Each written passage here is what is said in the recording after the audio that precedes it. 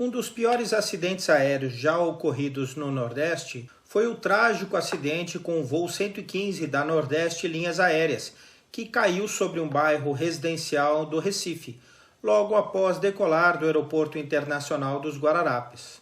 Hoje nós vamos entender as causas desse acidente. Eu sou o comandante Cefas e você está no Bora Voar. No início da década de 70, o governo brasileiro criou o SITAR, Sistema Integrado de Transporte Aéreo Regional, para aumentar a capilaridade do Serviço Aéreo Nacional. O sistema previa subsídios para pequenas empresas operarem em rotas regionais, ligando as pequenas cidades às capitais do país. Antes do SITAR, a Transbrasil já operava alguns voos regionais a partir de Salvador, com o Embraer EMB-110 Bandeirante. Com o SITAR e seus subsídios, Omar Fontana viu a oportunidade de criar uma transportadora regional. Fontana procurou os governadores do Nordeste para participar da empreitada e encontrou no governo baiano o apoio que precisava. Em 8 de junho de 1976, nascia a Nordeste Linhas Aéreas Regionais, com 3 acionistas, a Transbrasil, o governo da Bahia e a Avotec, Voos Técnicos e Executivos. Aqui no canal tem um vídeo que explica bem como foi o início do SITAR. Eu vou deixar o link aqui no card e na descrição do vídeo. A frota inicial da Nordeste contava com 5 bandeirantes operados pela Transbrasil, que mantiveram o padrão multicolorido da empresa maior.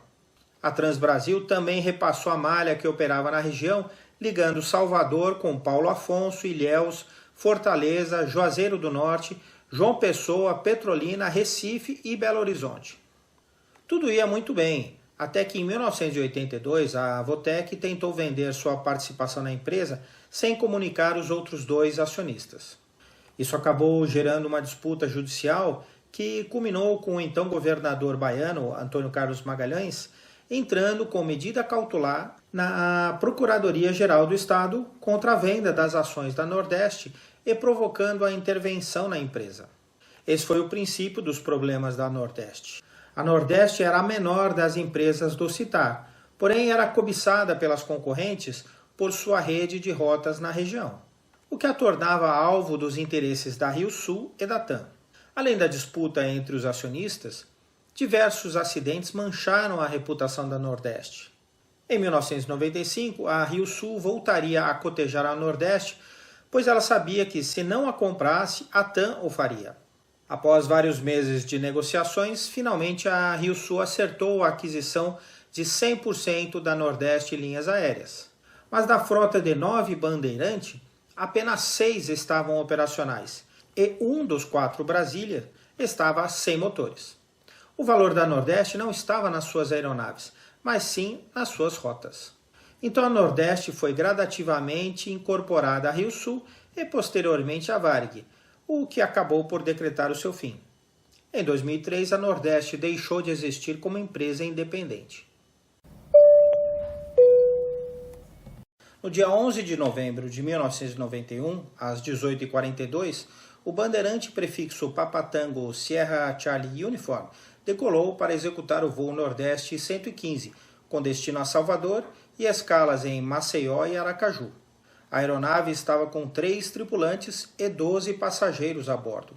Estava dentro dos limites de peso e balanceamento, e as condições meteorológicas eram favoráveis. O comandante do voo era Elias Mucarbel. O comandante Mucarbel tirou o brevet no Aeroclube de Pernambuco em 1981.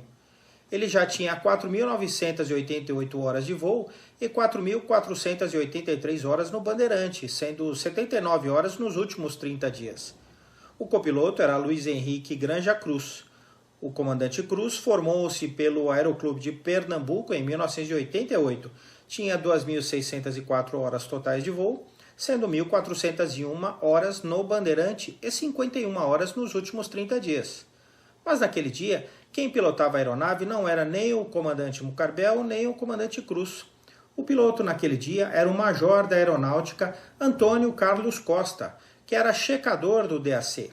Era praxe naquela época permitir que o checador do DAC voasse pelo menos uma perna do voo. Essa prática já foi mencionada nesse outro vídeo aqui no canal, sobre o voo 303 da Transbrasil, que se acidentou em Florianópolis. O Major Costa tinha 4.295 horas de voo, sendo 901 horas neste tipo de aeronave, o Bandeirante, e 7 horas nos últimos 30 dias.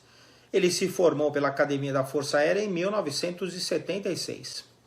O comandante e o checador possuíam licença de piloto de linha aérea e certificados de IFR válidos. O copiloto possuía a licença categoria piloto comercial e certificado de IFR válido. Todos os pilotos estavam com certificado de capacidade física válidos. Portanto, uma tripulação experiente e com tempo bom. Tudo parecia indicar apenas mais um voo de rotina. Porém, ainda durante a corrida de decolagem, ouviu-se um ruído forte no motor direito do Bandeirante. Mesmo assim, a decolagem não foi interrompida. O Bandeirante percorreu aproximadamente 900 metros de pista e iniciou a rotação. Segundo a Embraer, nas condições do acidente, a aeronave com 5.545 quilos, 28 graus Celsius e pista ao nível do mar, o Bandeirante necessitaria de 571 metros para rodar. Mas mesmo após percorrer 900 metros, ainda sobravam quase 2.000 metros de pista do aeroporto de Guararapes. Durante a subida inicial, o motor direito parou de funcionar completamente e pegou fogo ainda dentro da área do aeroporto, próximo à cabeceira oposta à decolagem. A aeronave mal ultrapassou 100 pés de altura, ao mesmo tempo em que guinava à direita, com as asas niveladas. Menos de 1 minuto após a decolagem, a aeronave colidiu com 2 residências, caindo em seguida em uma praça pública da Vila Ipsep. Além de algumas árvores da praça, instalações elétricas e telefônicas que foram cortadas durante o impacto, as casas número 31 e 37 da rua João Guilherme foram atingidas e sofreram muitos danos. Na queda, houve forte explosão e fogo. Todos os ocupantes faleceram no impacto. Mas além dos 15 ocupantes da aeronave, o acidente vitimou também pessoas em solo. O senhor Adalto Simões estava sentado num banco no jardim da sua casa, quando a explosão o atingiu. Adalto teve graves queimaduras pelo corpo todo e veio a falecer no hospital 10 dias após o acidente. Mas naquela noite, 4 crianças resolveram brincar de carrinho na praça. No momento da queda do Bandeirante, o garoto Antônio Luiz Rodrigues Gomes, mais conhecido como Luizinho, foi atingido pelo avião e não resistiu aos ferimentos. Além das 2 vítimas em solo e dos 3 tripulantes, faleceram nesse acidente o empreiteiro baiano Gustavo Mansur, o empresário mineiro Luiz Wallace Palhares, os suíços Vladimiris Paz e sua esposa, Emma, o militar da Marinha Renato Piazzi e sua mulher Sandra, que estava grávida de 6 meses, e mais 6 outros passageiros. 18 vidas ceifadas, contando o bebê na barriga de Sandra, e um bairro inteiro traumatizado para sempre. A aeronave modelo MB-110 Bandeirante foi fabricada pela Embraer em 1981 e estava com as cadernetas de motor e hélice atualizadas. Realizou a última inspeção de 300 horas na oficina da Nordeste em 5 de novembro de 1991, menos de uma semana antes do acidente. Após esta revisão, o Sierra Charlie uniforme voou apenas 51 horas. O trem de pouso estava recolhido e os flaps estavam em posição de decolagem. Após a investigação inicial, os motores seguiram para o CTA, onde foram analisados na presença dos representantes da Embraer e da Pratt & Whitney, fabricante das turbinas. Os componentes mais importantes de ambos os motores, bem como 2 pedaços de metal encontrados próximos à pista, foram encaminhados à Pratt & Whitney em Quebec, no Canadá. Não foram encontradas discrepâncias no motor esquerdo que pudessem resultar em falha operacional do mesmo, sendo os danos observados decorrentes da ação do impacto e incêndio. O motor direito não sofreu a ação do incêndio em solo, e por esse motivo, eventuais colorações e áreas discrepantes puderam ser preservadas para um exame mais acurado. A seção de turbina deste motor apresentou falha completa, sendo esta falha evidenciada pela emissão de labareda pelo escapamento, como observado pelas testemunhas. Segundo o fabricante, uma das palhetas da turbina apresentou uma fratura transversal típica de fadiga, seguida de ruptura pós-sobrecarga. A investigação apurou que esse motor havia sofrido 3 inspeções da seção quente. Nessas 3 vezes em que o motor foi aberto, foram encontradas pequenas rachaduras no compressor da turbina. Em nenhuma das 3 inspeções realizadas, houve a assinatura do inspetor de manutenção. Uma das inspeções não foi assinada por ninguém.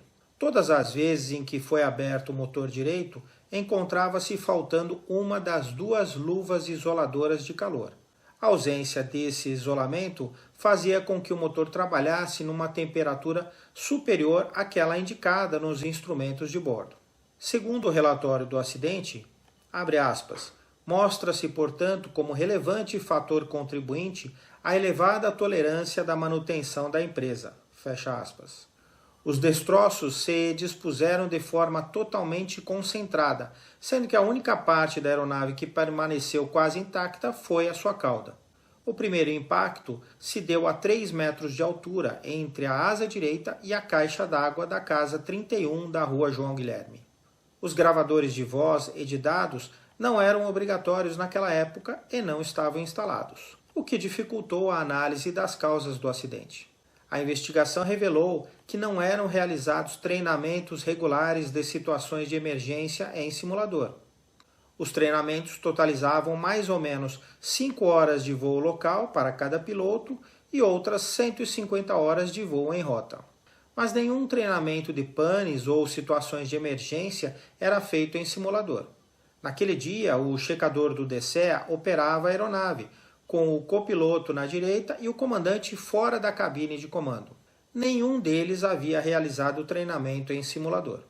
Mas o fato que mais chamou a atenção dos investigadores foi que, ao se analisar os destroços, revelou-se o erro dos pilotos que condenou o bandeirante. Os comandos de compensador do leme estavam aplicados ao contrário do que se esperaria para esta situação, considerando uma pane no motor direito. O compensador estava acionado 6 graus à esquerda, portanto, a aeronave estava compensada à direita.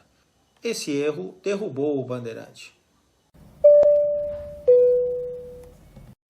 O compensador do leme funciona da seguinte forma. Para o avião virar para a direita, o leme precisa virar para a direita para jogar a cauda para a esquerda e aí empurrar o nariz do avião para a direita. Mas empurrar o leme para a direita exigiria uma força muito grande por causa do vento forte nessa direção.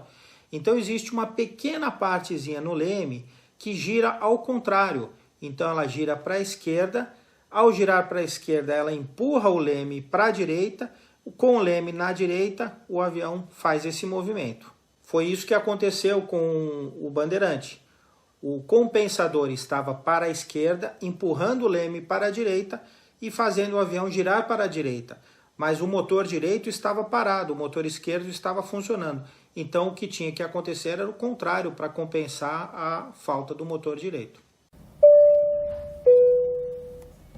Os investigadores se deslocaram até a Embraer a fim de reproduzir em simulador uma decolagem nessas condições. Foram efetuadas 20 decolagens, utilizando pesos de decolagem entre 5.200 e 5.600 kg, flaps entre 0 e 15 graus, compensador de leme neutro e à direita, e então foi simulada a falha do motor direito, desde a VMC de 84 nós até 105 nós. Em todas as situações, constatou-se que o voo monomotor necessitaria de treinamento específico, e que, com o compensador de leme refletido à esquerda, seria impossível controlar a aeronave e manter o voo. Observou-se também que a trajetória no simulador foi bastante semelhante àquela realizada pela aeronave.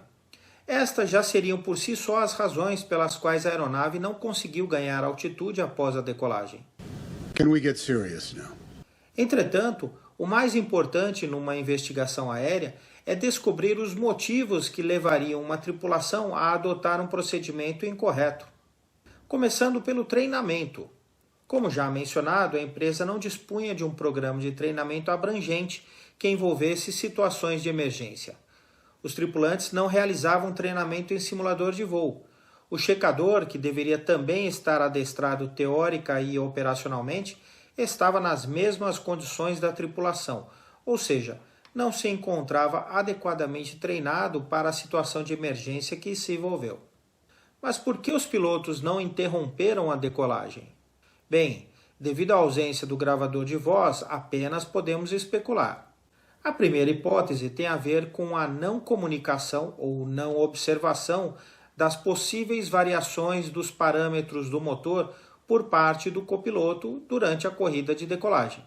Tal possibilidade parece remota, considerando a experiência de voo na aeronave, mais de 1.400 horas.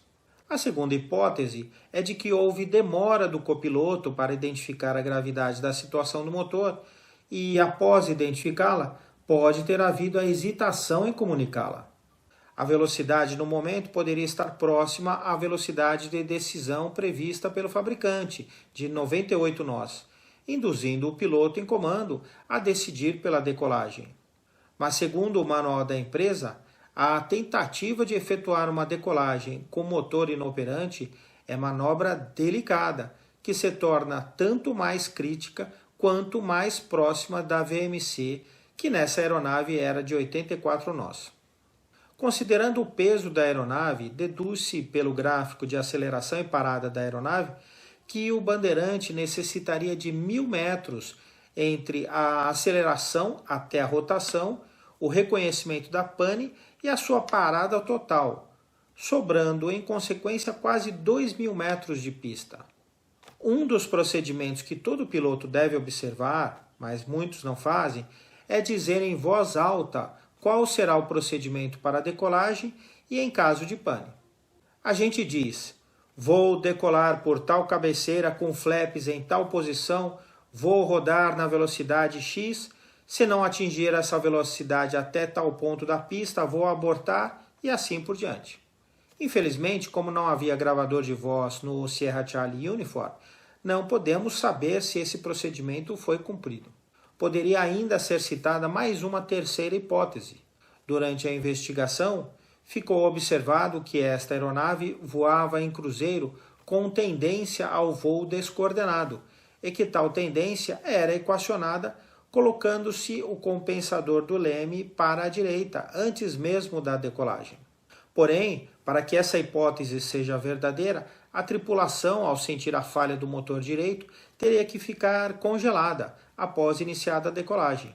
Hipótese pouco provável, devido à experiência da tripulação. Segundo testemunhas, o comandante não se posicionou na cabine de pilotagem, porém próximo a ela. Nos destroços foram recuperadas 2 fivelas de fixação dos cintos e suspensórios dos tripulantes, sendo evidenciado que uma delas se encontrava com o seu mecanismo liberado e sem marcas de deformação. Existe a possibilidade do comandante do voo ter percebido o problema no motor direito e de ter tentado uma troca de posição com um dos tripulantes de cabine. Mas evidentemente não havia tempo para isso após a decolagem.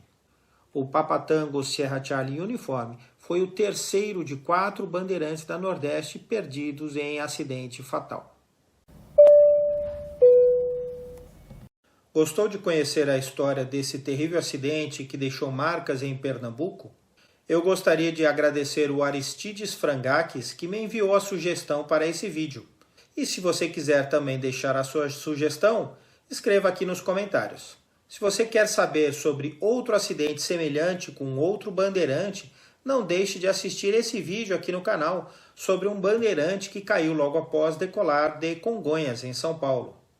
Mas se você quer conhecer os detalhes de um outro acidente famoso que aconteceu no Nordeste, não deixe de assistir esse outro vídeo aqui no canal sobre o VASP 168 que caiu no Ceará. Então, bora voar?